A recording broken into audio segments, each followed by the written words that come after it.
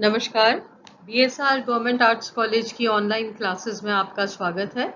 मैं doctor Anita Mathur, department of geography. आज BA part third section H के स्टूडेंट्स को इंडिया का जो एक चैप्टर है सॉइल्स ऑफ इंडिया या भारत की मिट्टियों के बारे में आज हम पढ़ेंगे। इसके पहले हम जलवायु और भौतिक विभाग उनके बारे में पढ़ चुके हैं। आज हम भारत की मिट्टियों के बारे में पढ़ेंगे। मृदा जिसे हम कहते हैं, जितनी भी मिट्टियां होती हैं उनकी स्टडी को पेडोलॉजी कहा जाता है। तो ये जो मृदा विज्ञान है या मृदा डिस्ट्रीब्यूशन है, इसके बारे में हम पढ़ेंगे। मृदा पृथ्वी की ऊपरी सतह पर एक परत के रूप में मिलती है। हमारी जो अर्थ है उसके ऊपर जो लेयर है, ये जो लेयर है ये मिट्टी की लेयर है। और ये जो सॉइल होती है, ये जो मिट्टियां होती है, इसका निर्माण चट्टानों और खनिजों का जो अपक्षय होता है उनमें वो जो टूटते हैं, वो जो बारीक होते हैं, जो चूर्ण में बदल जाते हैं, उससे मिट्टियों का निर्माण होता है। और इसीलिए ये जो मिट्टियां होती है इसमें बहुत वैरायटी पाई जाती है, क्योंकि अलग अलग प्रकार की चट्टानों से बनी होती हैं। उन चट्टानों का कॉम्पोजिशन अलग अलग होने की वजह से उनके कलर्स भी अलग अलग होते हैं और उसमें जीवाश्म की मात्रा भी अलग अलग होती है। इसीलिए हमें लाल, पीली, काली, मटमैली, इस तरह की अलग अलग कलर की मिट्टियां हमें देखने को मिलती हैं। तो इनका जो निर्माण का जो मूल पदार्थ होता है वो चट्टान ही होता है और उसके टूटने से ही ये जो मिट्टियां हैं इनका निर्माण होता है। तो ये जो इनका जो वर्गीकरण है उसके ऊपर जो पृथ्वी के, अगर हम निर्माण काल की बात करेंगे, चट्टानों के निर्माण काल की बात करेंगे, उन सब चीजों का इसमें असर पड़ता है। तो इसका जो कॉम्पोजिशन है या सॉइल का जो निर्माण है, इसका जो मटेरियल है, उसमें जैसे हम मूल पदार्थ की अगर बात करें तो मूल पदार्थ जो होता है वो जो स्थानीय शैलें हैं उनमें जो सामग्री होती है वो मूल पदार्थ कहलाती है। इसका प्रभाव मृदा के रंग पे, गठन पे और उसके रवों की, जो उसके क्रिस्टल्स होते हैं, उसकी संरचना पर और खनिज की मात्रा पर पड़ता है।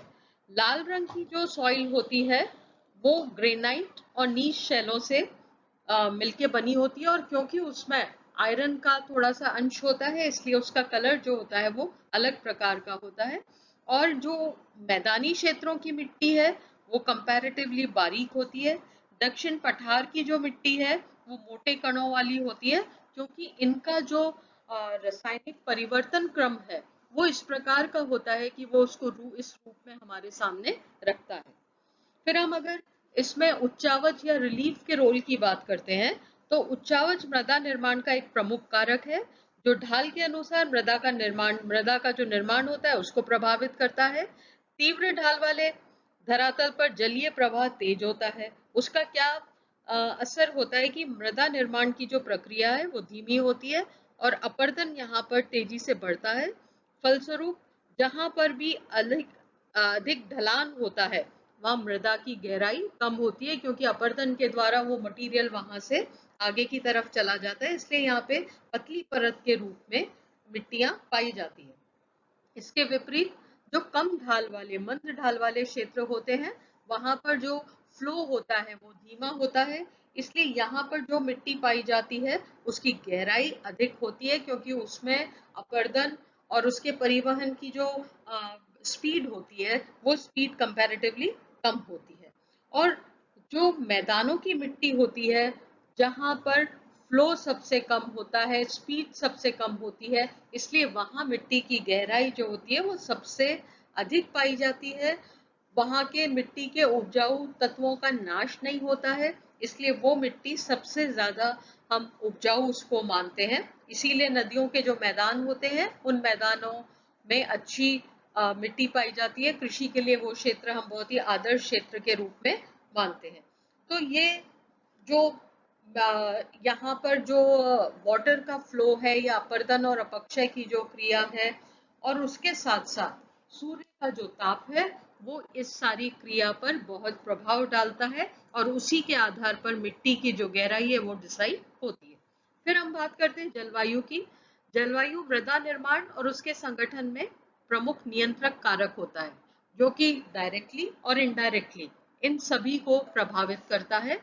वर्षा की मात्रा जो है वो मिट्टी में जो केमिकल्स होते हैं वो घुले होते हैं, उन पर अगर वर्षा की मात्रा अधिक होती है या नमी बनी रहती है मिट्टी में किसी कारण से, तो उसका क्या असर होता है कि उसके असर के हिसाब से वो जो उसमें केमिकल्स होते हैं वो बहुत ज्यादा घुल जाते हैं और उसमें रासायनिक परिवर्तन हमें देखने को मिलते हैं। जो इनमें जो जीवाणु होते हैं या न्यूट्रिटिव तत्व होते हैं वो भी क्रियाशीलता पर इसका भी प्रभाव यहाँ पर पड़ता है। तो वर्षा की मात्रा, वाष्पीकरण की मात्रा, उस क्षेत्र का तापमान, ये सारी चीजें मिट्टी के निर्माण में, मिट्टी के संगठन में, मिट्टी के स्वरूप पर प्रत्यक्ष रूप से या अप्रत्यक्ष रूप से प्रभाव डालती है।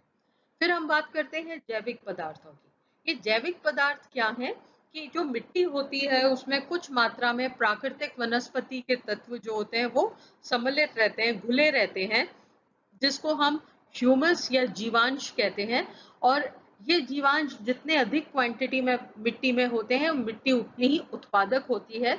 जहाँ पे जीवाश्म तत्वों की एब्सेंस होती है, वो मिट्टी जो है वो बंजर एरिया माना जाता है और वहां पे जमीन की उत्पादकता जो होती है वो कम होती है। तो यहाँ पर हमारा जो वनस्पति का आवरण है वो अपर्दन को रोककर जलीय प्रवाह के द्वारा जितने भी उर्वरक तत्व हैं उनको बहने से रोक लेता है, क्योंकि वनस्पति की मात्रा अधिक है तो मिट्टी पे जब पानी पड़ता है तो मिट्टी बहुत तेजी से बह नहीं जाती है, तो उसे अपर्दन की जो क्रिया है वो स्लो हो जाती है और उसका क्या रिजल्ट रहता है कि मिट्टी के जो उत्पादक तत्व हैं वो भी पानी के साथ नहीं बह पाते हैं और जो जीवाश्म जिसको हम लिटरिंग अमाउंट कहते हैं वो जो मिट्टी में गिरता है वो वहां पर ही सड़ के मिट्टी में मिल जाता है, जिससे वहां की उत्पादकता सदैव ही बनी रहती है। तो अगर हम इसके निर्माण की बात करते हैं तो ये जो चारों फैक्टर्स हैं, जिसमें पहला फैक्टर था मूल पदार्थ, दूसरा उच्चावच, तीसरा जलवायु और चौथा जैविक तत्व, ये वो तत्व होते हैं जो पूरी तरह से इस चीज को कंट्रोल करते हैं कि किसी भी स्थान की मिट्टी की संरचना किस प्रकार की होगी, उसका कलर कैसा होगा, उसकी गहराई कितनी होगी और उसमें कितनी क्वांटिटी में उत्पादक तत्व होंगे। तो ये मेन जो फैक्टर्स हैं वो मिट्टी की स्थिति को वहां पर निर्भर करते हैं। अब हम मृदा के वर्गीकरण की, क्लासिफिकेशन ऑफ सॉइल की बात करते हैं, तो हम ये देखते हैं कि एरिया वाइज इसकी स्थिति पे प्रभाव पड़ता है। तो हम मोटे तौर पर इसको कटिबंधों के हिसाब से हम इसको बांट लेते हैं, क्योंकि यहाँ हमारी जितनी भी पृथ्वी पर जलवायु है या जितने भी कटिबंध है वो जलवायु के हिसाब से ही है। सूर्य की किरणों की स्थिति, तापमान की स्थिति, वर्षा की स्थिति, ये सारे फैक्टर्स हमें अलग अलग कटिबंधों में अलग अलग प्रकार के मिलते हैं। तो अगर हम इसके वर्गीकरण की बात करते हैं, क्लासिफिकेशन की बात करते हैं, तो हम इसको मूलतः मोटे रूप में 3 भागों में बांट लेते हैं। एक तो फर्स्ट होता है कटिबंधीय मृदाएं, दूसरा अंतर कटिबंधीय मृदाएं और तीसरा अकटिबंधीय मृदाएं। ये मूल रूप से हमने इसका 3 आधारों पे वर्गीकरण कर दिया है। अगर हम भारतीय कृषि अनुसंधान परिषद जो है, Indian council for agriculture research की बात करें, तो उन्होंने भारत की मिट्टियों को मूल रूप से 8 भागों में बांटा है, जिसको हम अगर उनको नाम दें, उन्होंने इस प्रकार का है: लाल मिट्टी, काली मिट्टी, लैटेराइट मिट्टी, क्षारीय मिट्टी, हल्की मिट्टी, दलदली मिट्टी, कांप मिट्टी, रेतीली मिट्टी और वनों वाली मिट्टी। और उन्होंने इसको 27 के करीब उप विभागों में भी बांटा है। तो ये जो मेन 8 विभाग है, इसकी मिट्टियों को उन्होंने और अलग अलग क्लासिफाई करके उसको टोटल उन्होंने 27 भागों में बांटा है। इसमें राय चौधरी और मुखर्जी दो ऐसे विद्वान हैं जिन्होंने पैडोलॉजी पे बहुत अच्छा काम किया है और उन्होंने ही भारत की मृदाओं को 19 भागों में बांटा है। वो 19 भाग इस प्रकार के हैं: नदियों की लाई हुई मिट्टी, नदियों के द्वारा लाई परंतु जिसमें खनिज लवण मिलते हैं वो वाली मिट्टियां।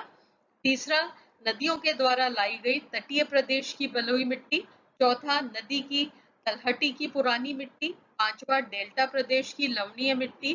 छठा, चूना चूना या लाइमस्टोन से मिली हुई मिट्टी।